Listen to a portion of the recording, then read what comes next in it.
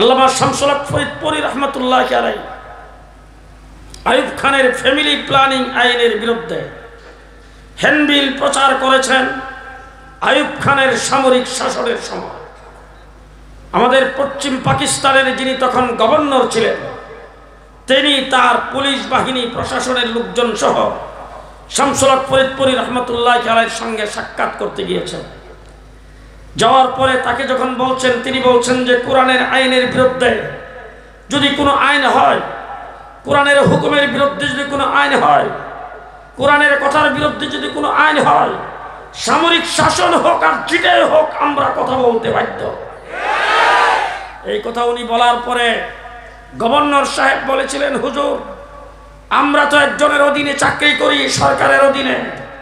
সরকার পক্ষ থেকে আমাদেরকে যে নির্দেশ করবে সেই নির্দেশ আমাদেরকে বাস্তবায়ন করতে হবে। আপনি একজন সম্মানিত ব্যক্তি, আপনি যদি সামরিক শাসনের ভিতরে আইন ভঙ্গ করে যদি কোনো কিছু করেন, সরকার যদি আপনাকে গ্রেফতার করার কথা বলে, আপনার উপরে যদি কোনো প্রকারের কোনো অর্ডিন্যান্স জারি করে, সেইটা আমাদেরকে মানতে হবে। আপনি সম্মানের পাত্র। তখন শামসুল হক ফরিদপুরি বলেছিলেন, গভর্নর সাহেব আপনিও সরকারের অধীনে চাকরি করেন, জেনে রাখেন আমিও আমার আল্লাহর অধীনে চাকরি করি।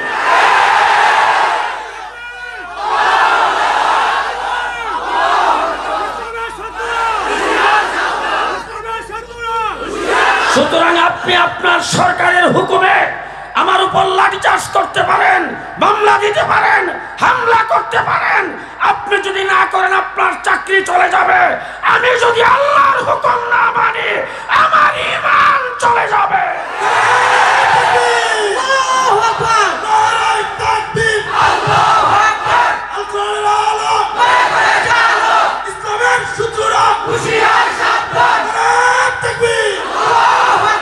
আপনি আপনার চাকরি বাঁচাতে যাবেন, আমি আমার ঈমান বাঁচাতে যাব।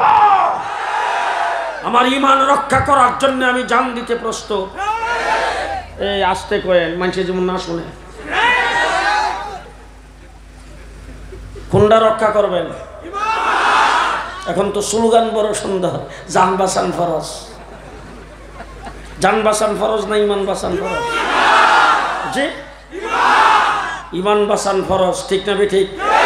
হ্যাঁ, আমাদের এই দুনিয়াতে দেখছি কোনো মানুষ যদি কোনো মানুষের উপকার করে, সেই মানুষটার কাছে আজীবন কৃতজ্ঞ থাকে, ঠিক না ঠিক? দেখবেন প্রশাসনে আমাদের দেশে যত চাকরিজীবী আছে, বিভিন্ন চাকরিজীবীরা দেখবেন নেতাদের কাছে খুব কৃতজ্ঞ। এমুকের উসিলায় চাকরি পাইছি, এমুকে আমার না চাকরি দিছিল, চাকরির ফাঁকেটা কিন্তু আবার টেবিলের নিচ থেকে কিছু লেনদেনও হয়েছে, তারপরেও যে পাইলাম, ঠিক কিনা? আপনাকে কেউ যদি উপকার করে, আপনি যদি তার কাছে আজীবন কৃতজ্ঞ থাকেন,